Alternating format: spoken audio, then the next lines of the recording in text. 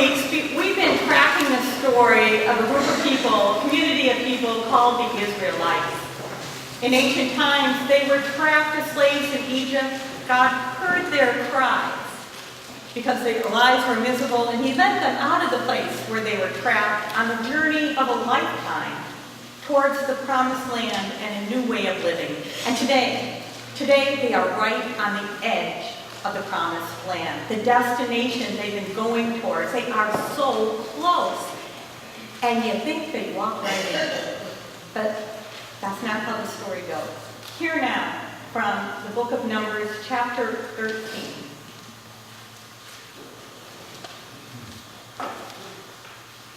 The Lord said to Moses, "Send men to spy out the land of Canaan, which I am giving to the Israelites. From each of the ancestral tribes you shall send a man, each one a leader among them." At the end of 40 days they returned from spying out the land. And they came to Moses and Aaron and all the congregation of the Israelites in the wilderness of Paran at Kadesh. They brought back word to them and to all the congregation and showed them the fruit of the land. And they told them, "We came to the land which you sent us. It flows with milk and honey, and this is its fruit. Yet the people who live in the land are strong, and the towns are fortified and very large.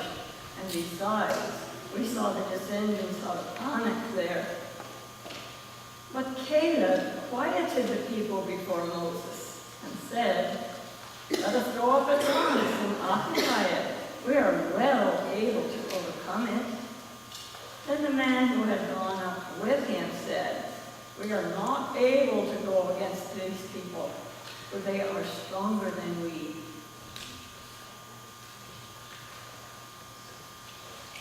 So the promised land looked good, really good.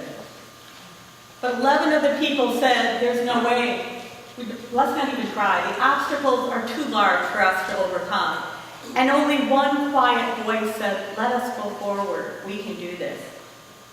Who do you think won that debate? The ones who were filled with fear, or the ones who quietly said, "Go forward"? Yeah. Eventually, the go forward. But some of you have read the story or seen the movie. The voices of fear originally predominated, and they did not go forward into the promised land.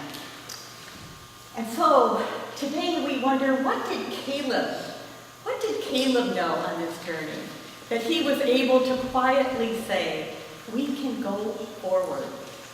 The obstacles that face us either on the outside or on the inside do not have to determine who we are or where we go.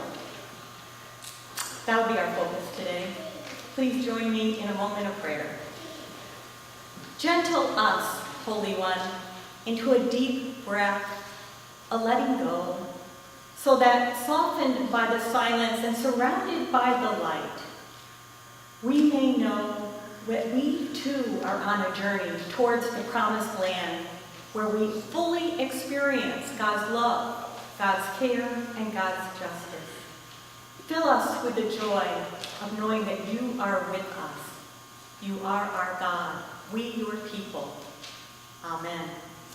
So in our Bible story today, we have a group of people that have been traveling for years, for decades, on a journey towards the promised land. And right when they get there, fear overwhelmed them, and they turned away, at least for a while. Part of the good news is the promised land didn't evaporate or vanish. Their destination didn't disappear. Yes, they turned away. But eventually, Caleb and others would walk into the promised land and fully experience God's love and care. That's my definition of the promised land. Maybe not a geographical location, but an experience of God's abundant love and care for us. The promised land is where we fully are aware of God's presence here with us and within us. And this is when the ancient Bible story becomes our story. For God has a promised land for each one of us. God's deepest desire for us is that we walk into a place where we fully experience the abundant love and care of God. Not just so we'll feel joyful and aware of that, although that is a side effect of walking into the promised land. God's deepest desire is for us to feel full of God's love and care so that we can be that love and care and justice and mercy in the world. We reach our full potential and our full joy and our full purpose when we know how loved we are. And then we can offer that love to the world. But here's the thing, and this is where the ancient story becomes our story. We self-sabotage at times. We come close to encountering and embracing and welcoming God's love on the journey of faith. And then we too become aware of the obstacles that face us. Sometimes it's obstacles outside of us, the giant ones that seem to face us when faced with complexities like the outbreak of Ebola in Western Africa, like the seeming endless violence in the Gaza Strip, or reconstruction and rebuilding in Haiti after the earthquake. But sometimes it's the voices inside of us that unravel us, where we think we're not worthy, we're not ready. God doesn't love us enough to walk alongside us into the promised land. And that's where the voice of Caleb is something we might want to cultivate. And our question today is, of all the different voices that we heard in the Bible story, Caleb was the only one that quietly said, we can go forward. Let us keep going. What did Caleb know or see that allowed him to stand in that awareness and live and move from that place? It's not a mystery. It's right in the beginning of the passage that Edie read to us earlier, from the beginning of Numbers 13, when God said, go forward to the land that I am giving you. What Caleb remembered was God was with them. Their entry into the promised land didn't depend on their strength, their artillery, their worthiness, their accomplishments, their salary. They remembered that God had already helped them journey towards the promised land, and God was there.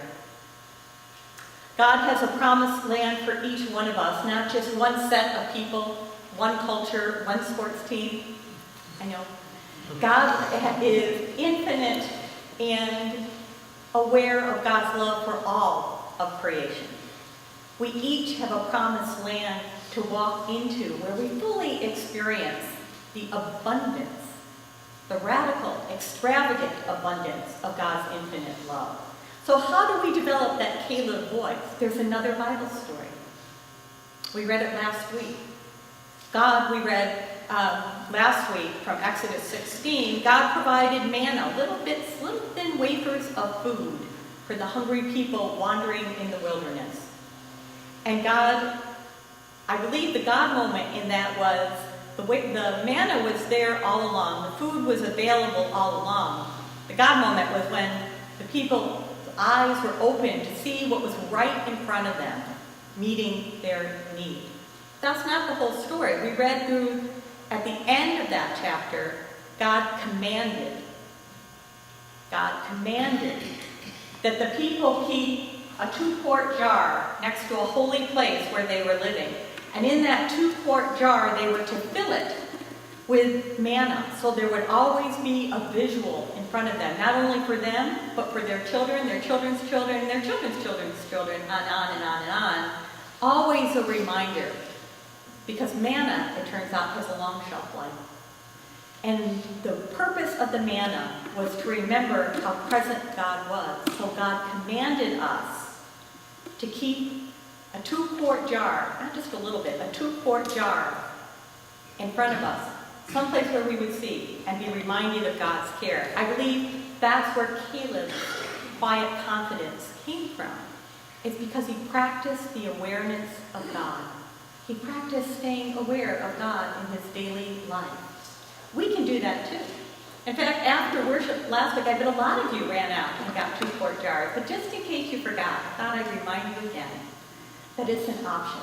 In fact, if you go to Trader Joe's, Cheetos comes in 2 quart plastic containers.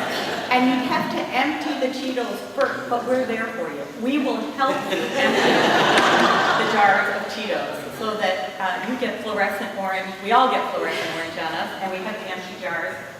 So I've been walking around this week and asking people to put their manna moments in here so that eventually this will be filled up. And I can't read other people's manna moments to you, but I can tell you one of mine this week, because it's the little things, the seemingly almost things we might not notice unless we were practicing an awareness of God. I was doing the grocery shopping, and you know how sometimes you're out of one thing that you need on your list to make dinner that night? So I had to go to another grocery store to get that one item. And I was in a hurry. I was running behind. I was feeling inconvenienced by anyone who was in my way, especially when I got to the checkout counter. And the lady in front of me was clearly not in the same hurry that I was in. She was chatting nicely with the clerk. She wandered off to look at another display, decided to get one more thing, so they had to run it through again. She was not helping me keep busy and hurried. And then she turned to look at me, and she said, "Oh, Kim!" And she walked over and gave me a big hug, and I realized one of my favorite people in the world, Meg Niles, was right there in front of me in the grocery. Always so warm. We have kids the same age, so. And of course, everything, all the irritation, judgment, and hurry just drained out of me because of her warmth and the joy of seeing her. That was one of my manna moments. The thing is, if we don't keep track of them, we tend to forget them. They just get swallowed up in the busyness and hurry of our days. So keeping track of them is what God commanded us to do. I think that's what Caleb offers us, the reminder to keep track, to be aware, to practice the awareness of God in our lives. Sometimes we, like the people of Israel, walk away from our own promised land, the love that God is extending out to us. And I think sometimes we beat ourselves up. We think we've done something wrong. We should have gone forward. But the truth is, nothing is lost by turning around and walking in the wilderness again. Because wilderness times, we learn a lot. Maybe we need more wilderness times. We're not really lost. We're just learning more about God on the wilderness time. More chance